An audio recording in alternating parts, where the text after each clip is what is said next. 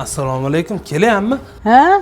Ja o'zingni mashinangda haydab yuribsan, mani otamni mashinalarini.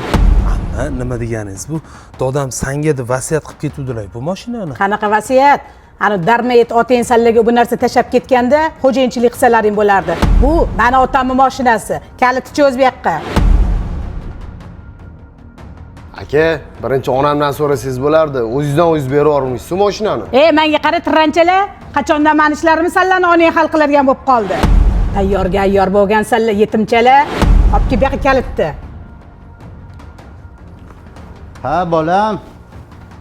Nodira begim ko'cha 121-uy shotmi bolam? Ha, doda shot, keling. Xayriyati, Qodir akamni chaqir bolam. Dodam o'tganlariga 2 hafta bo'ldi. Iya, xabarim bo'lmabdi-ya. Behruz degan navaralari bo'lardi. Men bo'laman, doda, nima xizmat? Iya, ko'p-katta bo'lib ketganingni qara. Bo'yimdan o'tib ketibdi-yu. Maqsadga o'taman bolam.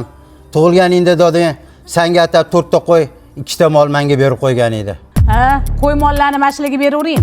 Billa sasib yashab yuraveradi tirranchalar. Shundoq ham mol qo'ylar hujjatda Behruzga tegishli aytgancha. Qo'ylar 300 tadan, mollar 100 tadan oshib ketdi. Endi men qarib qoldim. Ularni boqishga kuch-quvvatim yo'q. Olib ketasanmi? Nima qilsang qil. U seni mulking.